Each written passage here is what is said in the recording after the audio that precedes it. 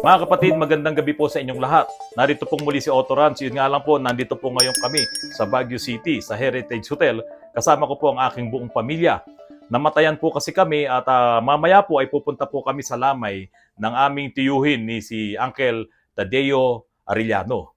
Pero mga kapatid, bago ako pumunta doon sa lamay ng aming tiyuhin, ay ibibigay ko muna po sa inyo itong isang napaka-importanting vlog. Dahil kung ito po ay mangyayari dito sa atin sa Pilipinas, naku po, malaking disaster po ito at malaki po itong problema. Mga kapatid, ito po yung isang maiksing kwento. Sa Canada po kasi, maging dyan sa USA at sa ibang parte pa ng mundo, yung mga mayayamang bansa na yan, lalo na sa Europe, talaga pong isinusulong nila yung electric vehicle. So ito pong isang Canadian citizen na to, binili po niya ngayon itong sasakyan na Hyundai Ioniq 5. So maganda naman po itong sasakyang ito. Ngayon, sa isang hindi inaasahang pagkakataon, habang ginagamit po niya yung sasakyan, nakasagasa po siya ng isang piraso ng kahoy, medyo malaking piraso ng kahoy, at umilalim po doon sa kanyang sasakyan. Kung talagang naramdaman niya na gumasgas yun sa ilalim, ay ito po ay ipina-check up niya doon sa kasa na pinagbilhan niya po nung kanyang sasakyan na ito. Ngayon mga kapatid, konting background lang po. Sa Canada po kasi ayon po dito sa kwento na to, ito pong mga bumibili ng mga sasakyan dyan na ginagamit po yung insurance. Ang insurance po kasi nila doon, kapag naiingatan mo yung sasakyan mo, kapag hindi ka barumbadong magmaneho at kakaunti lang yung mga ganyang mga minor problem at hindi nagkakaproblema yung insurance, nagkakaroon ka ng merit. Gumaganda yung grado mo sa kanila at binibigyan kanila ng mga discounts. So ngayon, yun po ang inaalagaan nitong nakabili po nitong Ioniq 5 na to. Kasi nga po, nung naramdaman niya na mayroong naging problema, nung masagasaan niya yung kahoy, ipina-check up niya ngayon ito, dito sa dealer. Ngayon, nung nadadala na po niya sa dealer, ito nga sasakyan na ito, binalikan po siya nitong dealer at sinabi po nga may problema nga yung kanyang sasakyan. Nagasgas yung portion, yung cover noong battery at meron pa silang sinasabi na medyo lumaki yung butas. At nagrekomenda po itong dealer na palitan na yung battery, yung buong battery po nitong electric vehicle. Malaki po kasi yun eh. Halos yung 75% ng flooring sa ilalim, yun yung na-occupy po ng battery nitong electric vehicle. Mga kapatid, alam niyo po ba kung magkano po yung halaga ng battery po ng electric vehicle na yon? Tumataginting po na 56,000 Canadian dollars. Kung i-convert niyo po yung 56,000 Canadian dollars, ay umaabot po yun ng 2.3 million pesos sa pera natin kapag yun ay converted. Ngayon mga kapatid, alam niyo po ba kung magkano po yung halaga nitong Hyundai Ioniq 5 nung binili niya? Ito po ay model 2022 na sasakyan. So, isang taon pa lang mahigit to. Ang halaga po nito, nung binili niya, ay 50,000 Canadian dollars lamang. 2 million lang mahigit. 2,080,000 pesos kung i-convert mo po sa pera natin. Tapos ngayon, nasira yung baterya. Ang halaga ng baterya ay 56,000 Canadian dollars. Almost 2.3 million pesos. Ngayon, kung isasama mo pa yung labor cost, nagagawin nitong kasa, nitong dealer, umabot na po ito ng 2.5 million pesos. Ganun po katindi, 61,000 Canadian dollars. Yun po yung halaga ng battery. So nagtaka sila. Tumambling po yung may-ari ng Ioniq 5 sa mahal ng baterya. Hindi niya po talaga kayang bayaran yun. Kasi unang-una, mas mahal pa dun sa kotse niya.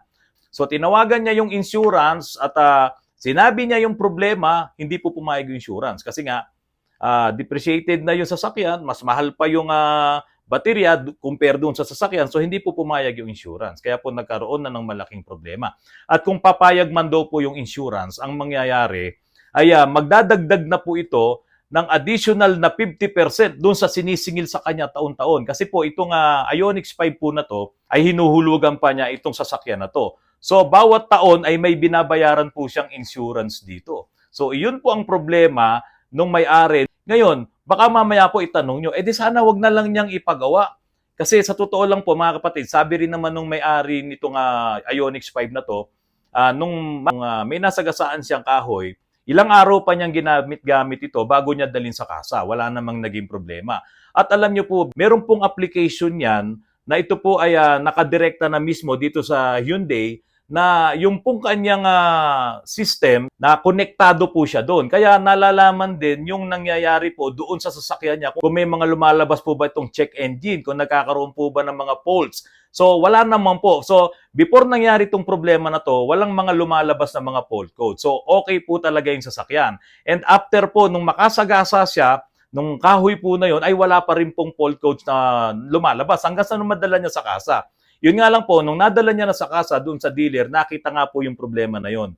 Ang mabigat po dito na sinabi ng kasa, ito po ay nireport din niya doon sa insurance na ito ay defective na. At nireport niya rin po ito doon mismo sa Hyundai Canada. Kasi po, yung pinaka-main ng Hyundai, hindi naman po ito yung nagche-check up kasi dealer lang po ito. So reported yung kanyang battery na defective at pwedeng sumabog anytime. Yun po pala yung malaking problema. Kasi po, kung ito daw po ay hindi niya papalitan ng battery at ito ay sumabog, liability na po ito ng may-ari. Ngayon, kung halimbawa, insured pa rin siya at ginagamit po ito nung may-ari at ito ay sumabog, ay hindi rin po sasagutin itong insurance kasi reported na po sa kanya.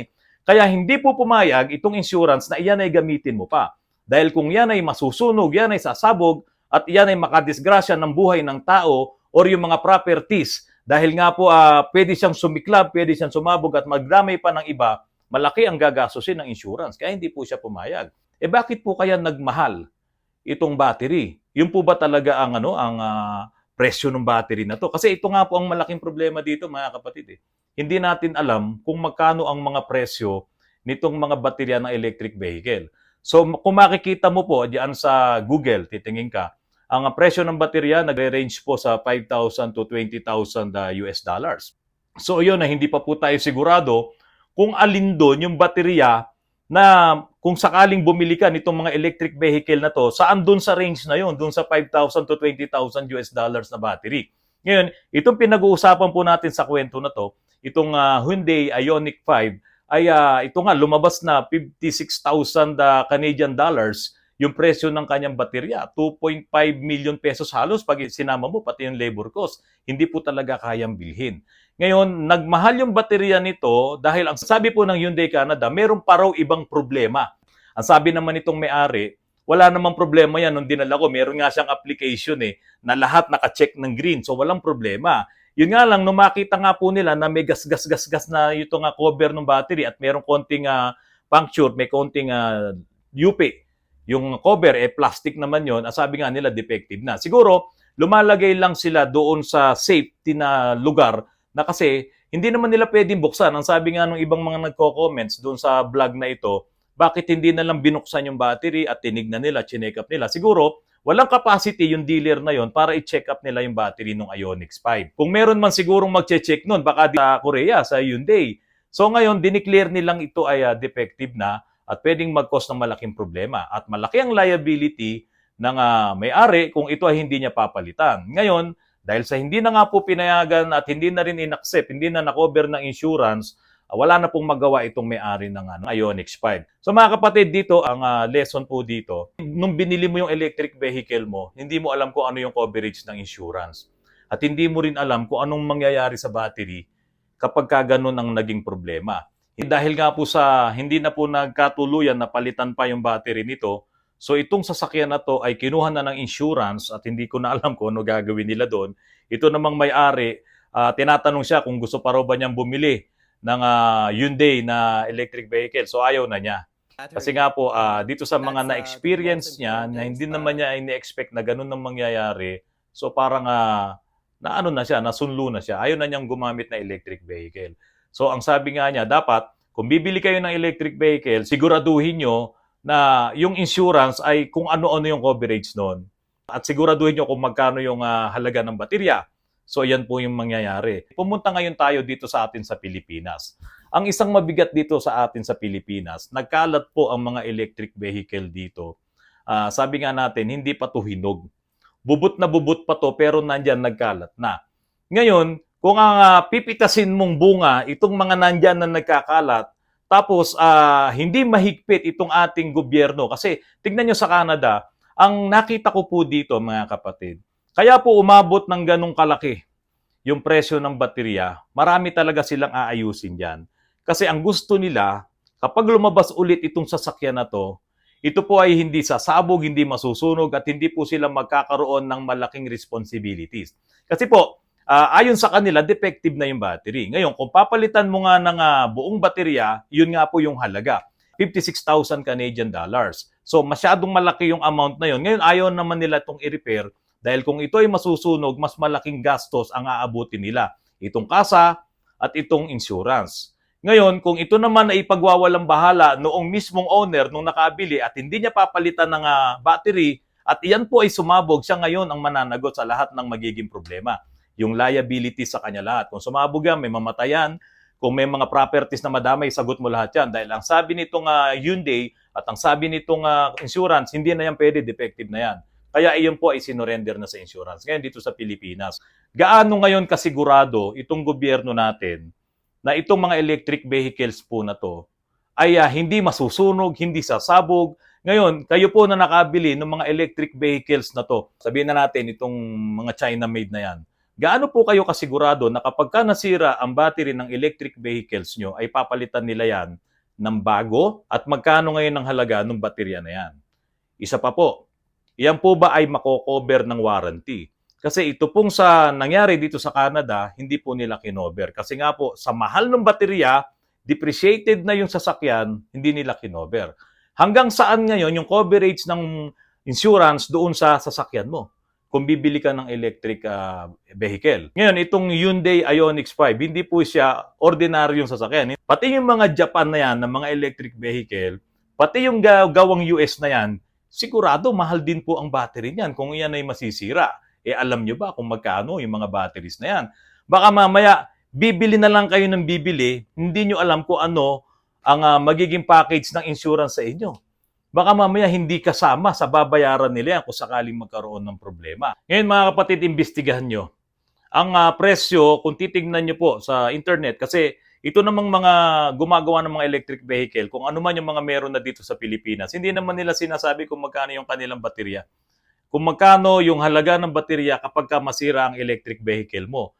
Nung nag-cover po ako nitong summit ng electric vehicle, tinanong ko rin yung karamihan ng mga nagtitinda ng mga electric vehicle doon. Sabi ko, kapag nasira yung battery, magkano ba yan? Hindi nila ako masagot.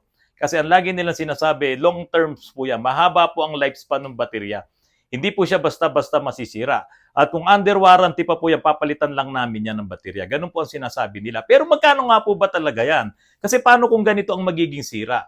Na-damage siya, aksidente, sabihin mong nabangga yung ilalim, nasira yung battery, papalitan nyo ba yan? Ngayon, magkano ngayon yung halaga ng baterya? Alamin nyo po yan. Maganda po ang electric vehicle. Wala po tayong problema dyan. Makakatulong po tayo sa pagpapaganda ng ating kapaligiran, mababawasan yung lason sa atmosphere. Pero mga kapatid, baka mamaya yung bibilin mong electric vehicle, 10 taon lang ang itatagal ng battery. Magkano ngayon yung battery? O sabihin mo ng 15 years tatagal yung battery ng electric vehicle na bibilin mo. After 15 years, pangit na rin ang itsura ng sasakyan mo. Luma na yan.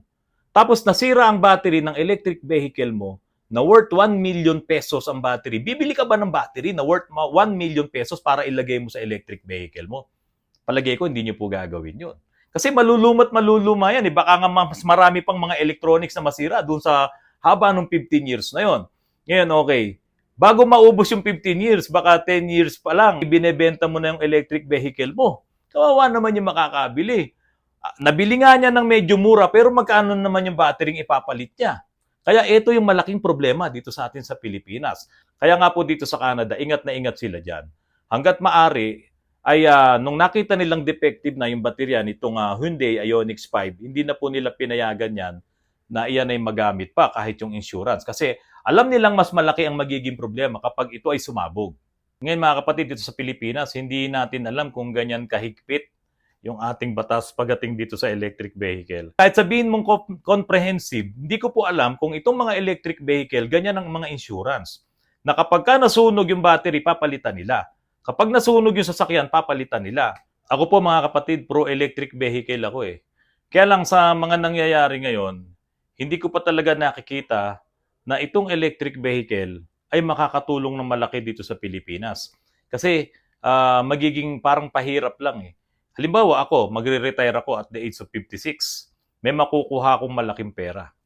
At kung ito ay ibibili ko ng electric vehicle ngayon, yung worth 2.5 million ng mga electric vehicle na nandyan ngayon sa market, ano po ba ang coverage nun? Baka mapares ako dito sa Hyundai Ioniq 5. Nung nasira yung battery, kasi yun nga po Canada eh.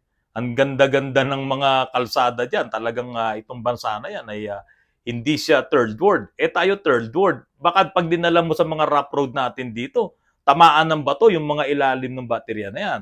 At kapag ipina-check mo na ngayon dito sa kasa at makitang, defective na yan, may tama, may puncture yan, may may dents yan. At sasabihin ng kasa, hindi na pwede yan, baka sumabog. Anong mangyayari ngayon dun sa electric vehicle mo? So mga kapatid, yung mga unang vlogs ko na sinasabi kong okay talaga ang electric vehicle, okay naman talaga, ang ganda ng konsepto niya. Kaya lang, parang hindi pa siya talaga naka-align dito sa Pilipinas, lalo na kung ganyan ang mangyayari. Katulad nitong nangyari sa Canada. Ngayon, kung pababayaan lang naman natin, sige, luluwagan natin, magsabugan na yung mga electric vehicles dyan, at ang isang pinakamabigat po dyan, kapag ka nga po naluma ang inyong electric vehicles, yung ininvest yung pera dyan, after 15 years, bibili ka na naman ng baterya. Ano po mangyayari sa pera mo? Kung 1,000,000 yung baterya, sabi nga, kung ito po ay $20,000 yung battery, o magkano yun sa peso natin? Halos 1,000,000 na yun. Yung sanang pera na natipid mo dahil gumamit ka ng electric vehicle, nakatipid ka sa fuel, nakatipid ka sa electricity, after 15 years pala, babawiin din sa'yo lahat. Kasi masisira ang battery mo. Ngayon, parang lugi ka po talaga. Sa halip na ipambili mo na lang ng gamot, kung ikaw ay senior na nung bumili ng electric vehicle, after 15 years, wala ka ng pampagamot. Kasi po, ibibili mo ng battery mo. Siyempre, hindi mo unahin yung battery. Unahin mo yung sarili mo. Kaya siguro, ang isang pinakamagandang gawin muna dito, nitong mga nagtitinda ng mga electric vehicles na yan, pababain po talaga nila ang presyo niyan. Pati yung battery. Maging transparent po sila, lahat ng mga ibinebenta nilang mga electric vehicles na yan, magkano ba talaga ang presyo ng baterya? Para mahanda, lahat ng mga bibili, maihanda nila yung pera na after mga ilang panahon, ay ipambibili nila ng kanilang mga bateryang masisira. Ako na sana nagpaplano ako na bumili ako ng electric vehicle. Ngayon, natakot na akong bumili dahil dito po sa nangyari, dito sa Hyundai Ioniq 5 na napakamahal po ng kanyang battery. At hindi rin naman sinasabi ng Hyundai kung magkano ba talaga yung battery nila na ibebenta kung sakaling magkaroon ng problema yung mga units nila. Huwag muna kayong magpabigla-bigla. Mga kapatid, magandang gabi po sa inyong lahat. Lagi po kayong mag-iingat at malapit na po ang New Year. Happy New Year po sa inyong lahat.